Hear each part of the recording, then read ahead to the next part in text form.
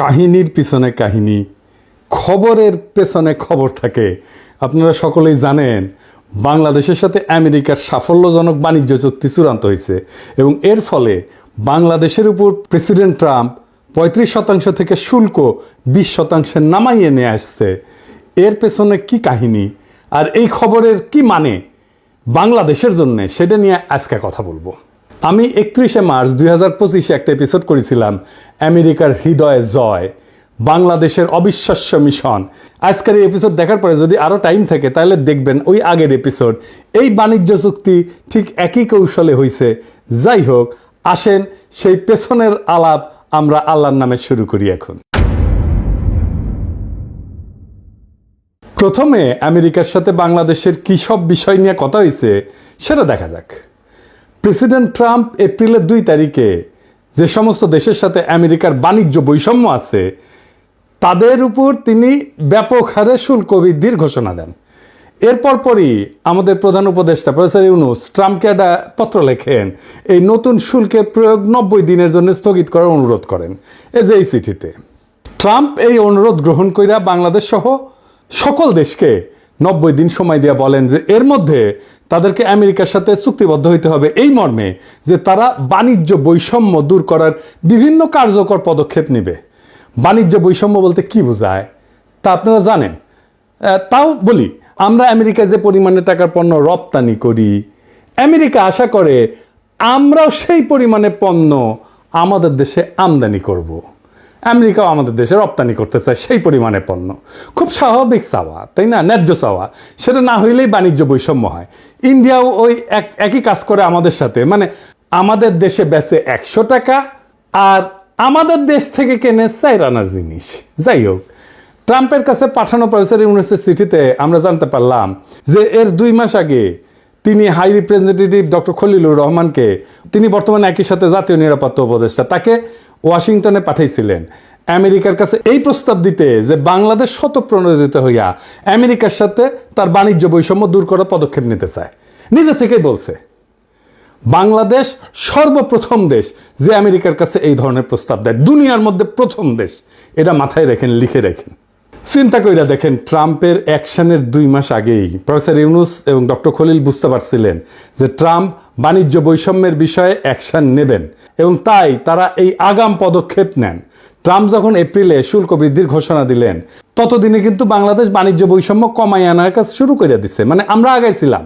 ট্রাম্পের কাছে লেখা প্রফেসর ইউনূসের চিঠির একটা বিষয় লক্ষ্য করলে বোঝা যাবে যে তিনি বাণিজ্য বৈষম্য কমানোর এই কাজে আসলে কি হাসিল করতে চাইতেছেন। তিনি বলছেন যে বাংলাদেশ আমেরিকার কাছ থেকে অধিক পরিমাণে কৃষি পণ্য ক্রয় কইরা বাণিজ্য ঘাটতি মেটানোর চেষ্টা করবে। এটারে আমি বলছিলাম হার্টল্যান্ড, হৃদয় জয়।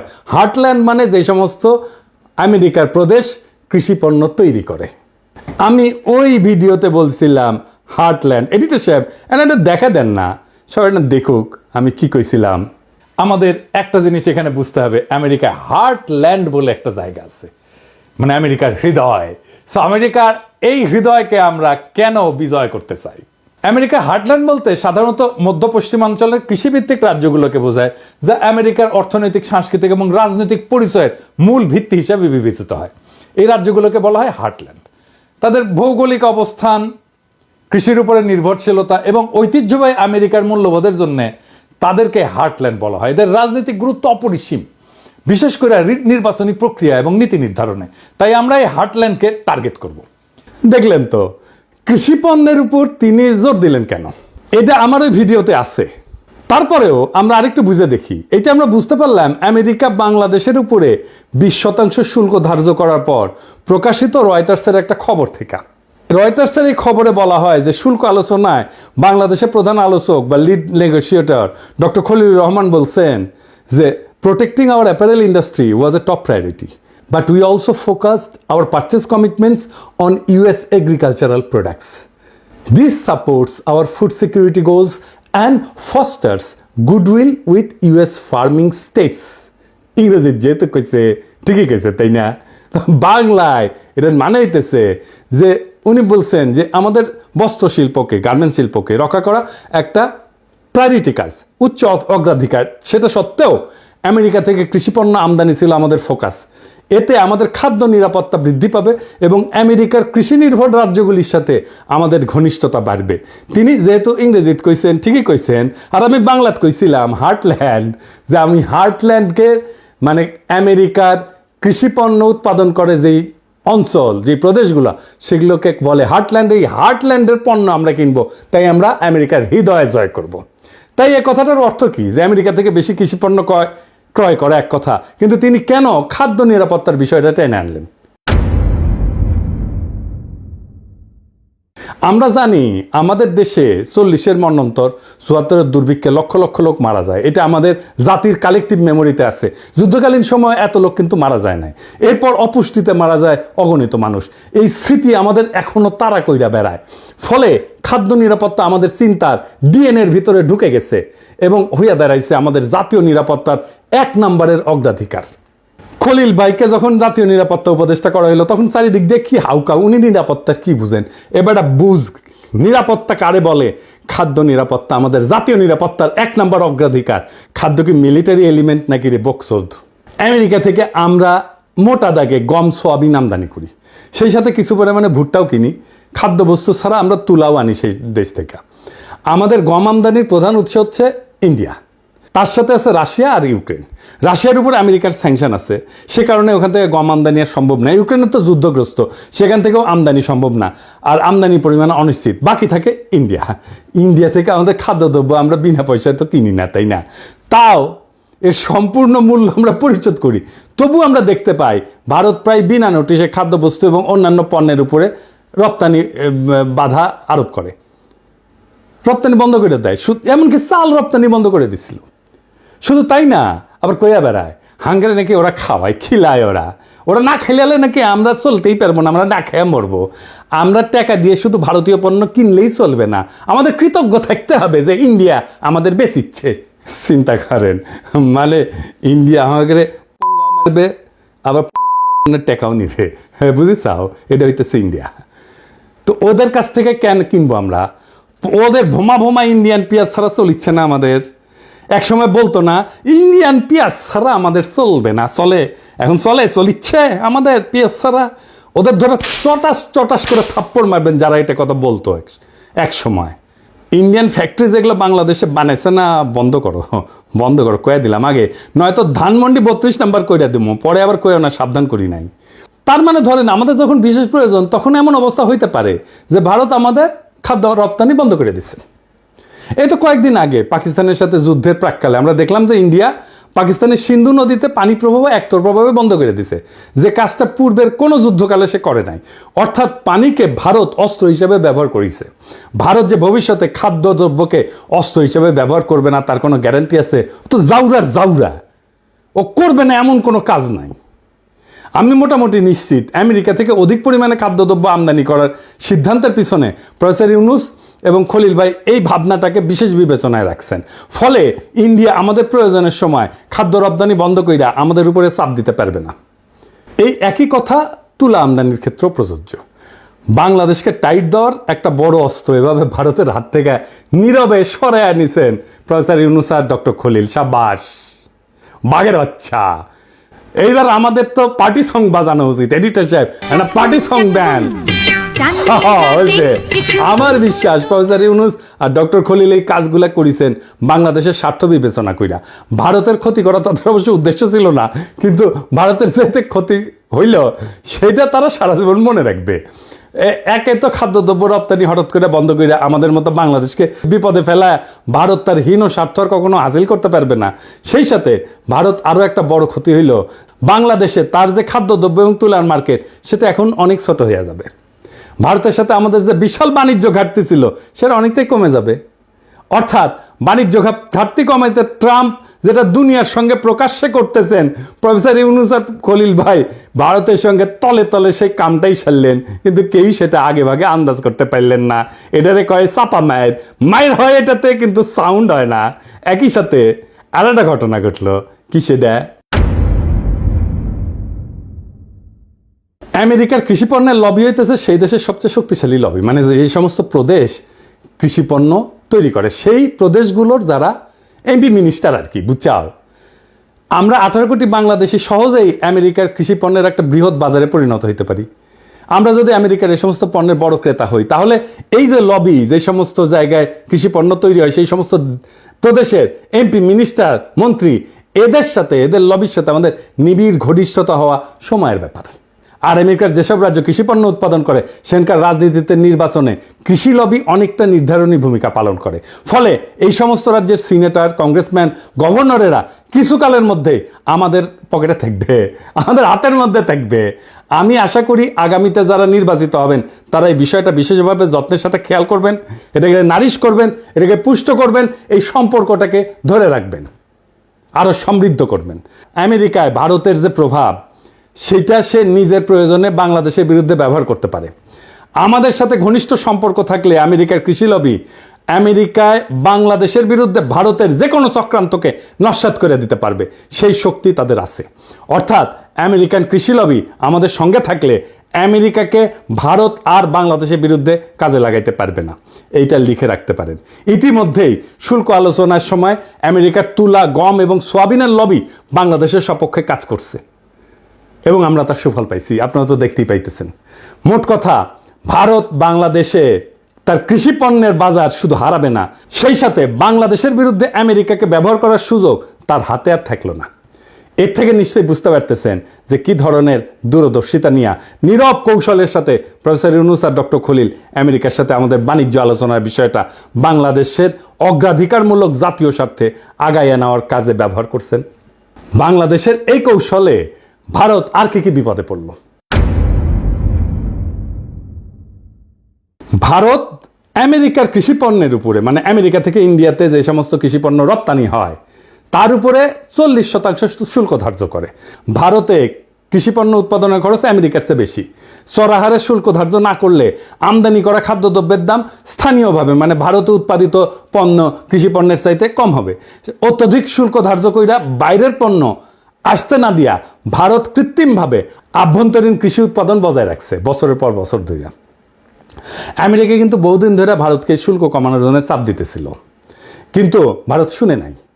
কারণ এতে ভারতের কৃষকেরা আন্দোলন করে শুরু করে দিবে, কৃষকের পণ্য বিক্রি হবে না। তো আমেরিকার সাথে ভারতের এইবারে শুল্ক আলোচনা ভেঙে যাওয়ার একটা প্রধান কারণ হইল, ভারত কোনো অবস্থাতেই আমেরিকার কৃষি পণ্যের উপর শুল্ক কমাবে না, আর আমেরিকাও এই শুল্ক না কমাইলে ট্যারিফ কমাবে না। এখন বাংলাদেশ এই শুল্ক শূন্যে নামায় ফেলছে, শূন্য। তখন ট্রাম্প কসাই মোদিকে হেভি চাপ দিয়ে কইছে কিন্তু যে বাংলাদেশ শুল্ক শূন্যে নামাইতে পারছে, তুই কোন হরিদাস পাল যে তুই পারবি না। শুল্ক এবং অশুল্ক বাধা ব্যাপকভাবে না কমাইলে ভারত আমেরিকার কাছ থেকে কোনো ডিল পাবে না, লিখে রাখতে পারেন। ইতিমধ্যে প্রেসিডেন্ট ট্রাম্পের বাণিজ্য উপদেষ্টা ভারতকে আখ্যায়িত করছে মহারাজা অফ ট্যারিফ বইলা। দেখেছেন এটা? The math of this, every American needs to understand, because it's related to the trade situation. You start with the fact that India is the Maharaja of tariffs. It's the highest tariffs in the world. তো ইন্ডিয়ার সমস্যা হইল, কৃষি শুল্ক বিপুলভাবে কমাইলে সারা ভারতের কৃষক সমাজ একযোগে কসাই মধুর পাছার চামড়া তুলে ফেলবে। বুঝা দেখেন, কসাই মোদি কি একটা পেজগির মধ্যে পড়েছে। ও কৃষি শুল্ক না কমাইলে ট্রাম্প $20 দিবি, ভারতের উপরে অলরেডি 25%-এর উপর আরো 25%, মোট 50% শুল্ক ধার্য কইরা ট্রাম্প ডলা দেওয়ার কাম শুরু করে দিছে।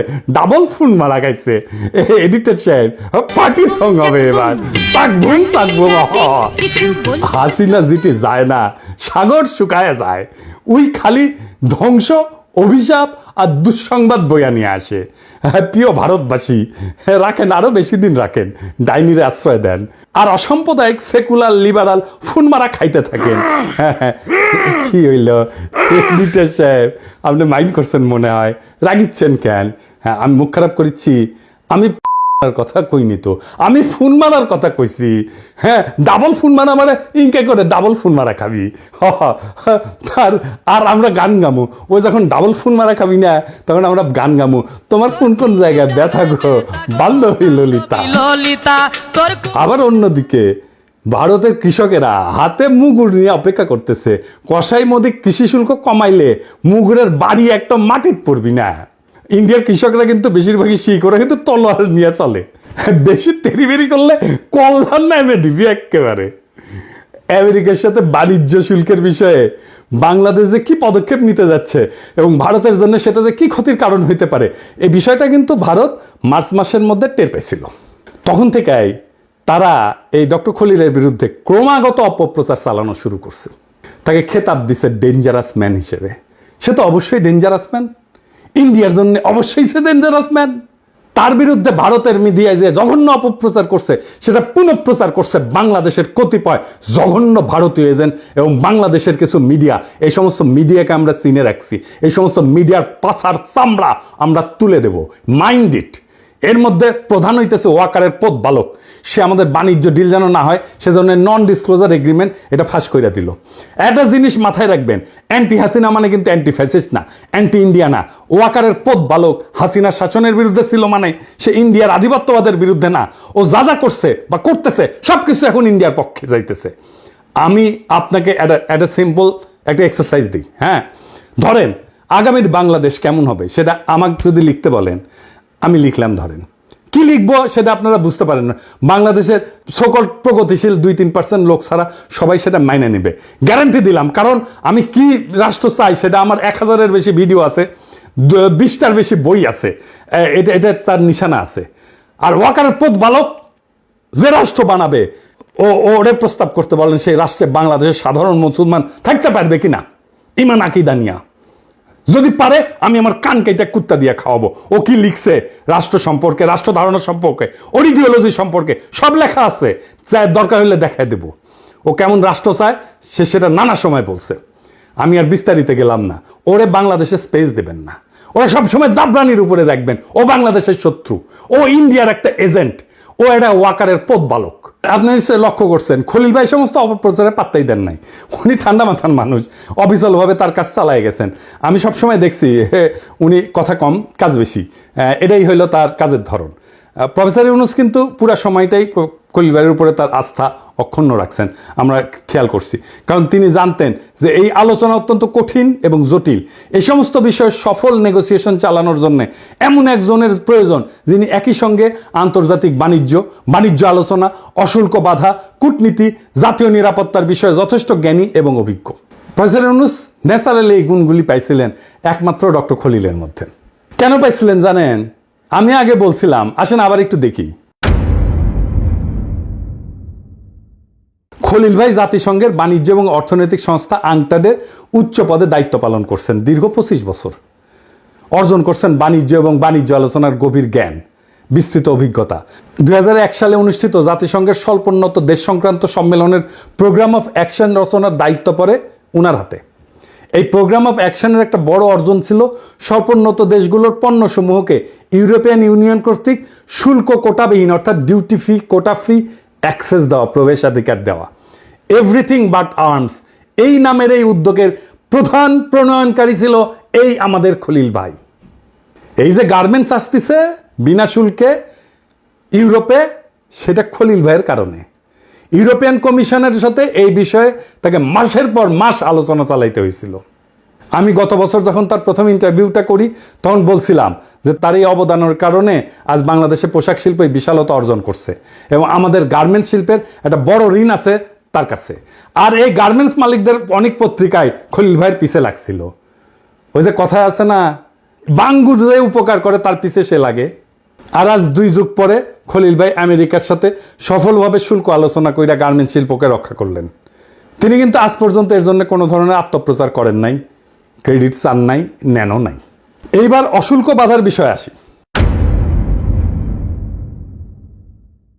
আংটাড, বিশ্বব্যাংক, বিশ্ব বাণিজ্য সংস্থা, IMF, ইন্টারন্যাশনাল ট্রেড সেন্টার এই সমস্ত প্রতিষ্ঠানের সমন্বয়ে গঠিত জাতিসংঘ সিস্টেমের অশুল্ক বাধা সংক্রান্ত ইন্টার এজেন্সি গ্রুপের চেয়ারপারসন ছিলেন এই ডক্টর খলিল। চেয়ারপারসন, জি। অশুল্ক বাধা বিষয়ে বিপুল জ্ঞান এবং অভিজ্ঞতা না থাকলে বিশ্বব্যাংক, বিশ্ব বাণিজ্য সংস্থা অথবা IMF কি তাকে ওই গ্রুপের চেয়ারপারসন হিসেবে মাইনে নিত? বাংলাদেশের আর কেউ কি এই পজিশনে কাজ করছে কোনোদিন? আমি সম্পূর্ণ নিশ্চিত আপনারা আর একজনকেও বাড়তি দিয়ে খুঁজে পাবেন না। কূটনীতি এবং জাতীয় নিরাপত্তার বিষয়ে খলিল ভাইয়ের দক্ষতা এবং পারঙ্গমতা তো আমরা আমেরিকার সাথে সফল বাণিজ্য আলোচনাতেই দেখলাম, আপনারাও দেখছেন। এ বিষয়ে আমার বাড়তি কিছু বলার নাই। তিনি আলোচনার শেষে একটা ইন্টারভিউ দিছিলেন 15 মিনিটের। এই ইন্টারভিউতে তিনি যে সহজ সুন্দরভাবে একটা অত্যন্ত কঠিন জটিল বিষয়কে বর্ণনা করছেন সেটা সকলের শোনা উচিত। এটার লিঙ্ক আমি ডেসক্রিপশন বক্সে দিয়ে দিতেছি, আপনারা সকলে শুনবেন এবং অনেক বিষয় চালাইয়া বুঝতে পারবেন। বাংলাদেশের এইটা একটা বড় সংকট। বাংলাদেশের সত্যিকার অর্থে যারা দক্ষ মানুষ, বাংলাদেশে যারা সত্যিকার অর্থে আন্তর্জাতিক মানের প্রফেশনাল, বাংলাদেশের সত্যিকার অর্থে যারা আন্তর্জাতিক মানের ইন্টেলেকচুয়াল ক্যাপাসিটি আছে, যাদের প্রফেশনাল ক্যাপাসিটি আছে, যাদের তাদেরকেই বাংলাদেশে যথেচ্ছ অপমান করাটাই হইতেছে এক শ্রেণীর বাঙ্গু এলিটদের সবসময়ের কাজ। এবার আর একটা বিষয় আসি। আমেরিকার আভ্যন্তরীণ বাজার হইল সারা পৃথিবীর মধ্যে সবচেয়ে বড় কনজিউমার মার্কেট। বাংলাদেশের সাথে আমেরিকার সাফল্যজনক বাণিজ্য চুক্তি এই বিশাল মার্কেটের দরজা বাংলাদেশের জন্য খুলে দিছে। এইরকম অভূতপূর্ব সুযোগ জাতির জীবনে বারে বারে আসে না। এখন আমাদের সকলের উচিত সমবেতভাবে এই সুযোগকে সম্পূর্ণভাবে কাজে লাগায় বাংলাদেশকে দক্ষিণ এশিয়ার সবচেয়ে শক্তিশালী অর্থনীতি হিসেবে দ্রুত রূপান্তরিত করা। কি পরিমাণে চাকরি তৈরি হবে কল্পনাও করতে পারতেছেন না। আমি বিশ্বাস করি আগামী 5 বছরের মধ্যেই এই কাজটা করা সম্ভব। বাংলাদেশ দক্ষিণ এশিয়ার সবচেয়ে শক্তিশালী অর্থনীতি হিসেবে দাঁড়ায় যাবে। আগামী 5 বছর লিখে রাখতে পারেন, যদি আমাদের মাথা ঠিক থাকে আর যদি ওয়াকারের পথ বালকেরা বেশি লাফালাফি না করে। আগামী নির্বাচনে অংশগ্রহণকারী সকল দলকে আমি আহ্বান জানাই যে তারা যেন এই বিষয়টা তাদের নির্বাচনী ম্যানিফেস্টোতে গুরুত্বের সাথে উল্লেখ করেন এবং এই উদ্দেশ্য অর্জনে কি কি পদক্ষেপ নেবেন তা বিস্তারিতভাবে বর্ণনা করেন। আমি আশা করি নির্বাচনের আগে এই বিষয়ে অন্তর্বর্তীকালীন সরকার যে সমস্ত পদক্ষেপের সূচনা করবেন তার প্রতি সকল মহলই পূর্ণ ও সক্রিয় সমর্থন দেবেন। সবশেষে একটা কথা না বললেই না।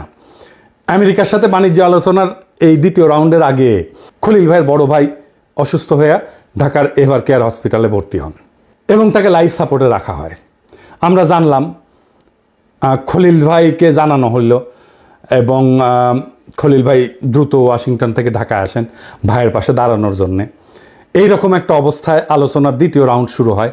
ওয়াশিংটনে দিনের বেলায় বাংলাদেশ সারা রাত ধইরা খলিল ভাই অনলাইনে ওই মিটিংয়ে পার্টিসিপেট করতেন। একদিকে হাসপাতালে মৃত্যু পথযাত্রী বড় ভাই, অন্যদিকে 3টা-4টা রাত পর্যন্ত জায়গা খলিল ভাই নেগোসিয়েশন পরিচালনা করেন। কি অবস্থা দেখেন। আর এই খলিল ভাইকে নিয়ে কি করছে এই হারামজাদাগুলো সারা বাংলাদেশে। এই ফ্রেমওয়ার্ক এগ্রিমেন্টের 90 ভাগের উপরে ঐক্যমত হয় এই রাউন্ডেই। এই ধরনের গভীর কর্তব্যনিষ্ঠা, খাঁটি দেশপ্রেম আমি খুব একটা দেখি নাই। খলিল ভাইয়ের বড় ভাই পৃথিবীর মায়া ত্যাগ কইরা মহান আল্লাহ তাআলার কাছে ফিরে গেছেন এবং ভাবি, যিনি আমারও ভাই এবং ভাবি, ওনাদের জন্যে মহান আল্লাহ তাআলার কাছে দোয়া করবেন। এই পুরো ঘটনার ভিতর দিয়ে আমরা কি শিক্ষা পাইলাম? এই বাণিজ্য আলোচনা শুধু একটা সফল বাণিজ্য চুক্তির গল্প না, এটা কৌশল, দূরদর্শিতা, নিঃস্বার্থ দেশপ্রেমের এক উজ্জ্বল দৃষ্টান্ত। প্রফেসর ইউনুস এবং ডক্টর খলিল দেখাই দিচ্ছেন যে বড় জয় আসে তখনই যখন তার নীরবে, বুদ্ধিমত্তায় আর জাতীয় স্বার্থকে সামনে রেখে লড়া হয়। ভারতের হাত থেকে বাংলাদেশের উপরে চাপ সৃষ্টি করার 2টা বড় অস্ত্র, খাদ্য এবং তুলা, তারা এক ঝটকায় সরাই নিলেন। একই সাথে আমেরিকার সবচেয়ে শক্তিশালী কৃষি লবিকে আমাদের মিত্রে পরিণত করলেন। আজ যারা এই চুক্তিকে শুধু পোশাক শিল্প রক্ষার সাফল্য মনে করতেছেন, তারা বুঝতে পারতেছেন না এটা আসলে বাংলাদেশের কৌশলগত মুক্তির একটা বিশাল বড় ধাপ। এটাই ইতিহাস গড়ার ধরন। প্রচারের আলোতে না, বরং নেপথ্যের ঘাম এবং ত্যাগে এই ইতিহাসগুলো গড়া হয়। যেমন খলিল ভাই হাসপাতালের লাইফ সাপোর্টে থাকা ভাইকে রেখা রাতভর আলোচনায় বসছেন, কারণ তিনি জানতেন এই সুযোগ হাতছাড়া মানে প্রজন্মের পর প্রজন্মের জন্য হার। বাংলাদেশ আজ এক নতুন দরজা খুলে দিছে।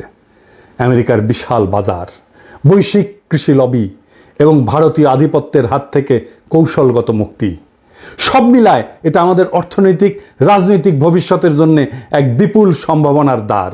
এখন প্রশ্ন একটাই, আমরা কি সবাই মিলে এই সুযোগকে কাজে লাগাতে প্রস্তুত?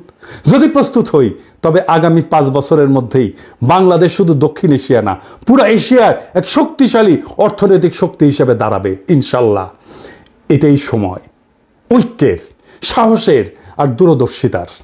ইনশাল্লাহ এই পথের শেষ প্রান্তে অপেক্ষা করতেছে একটা স্বাধীন, শক্তিশালী, আত্মমর্যাদাশীল, সম্মানিত বাংলাদেশ। ইনকিলাব জিন্দাবাদ।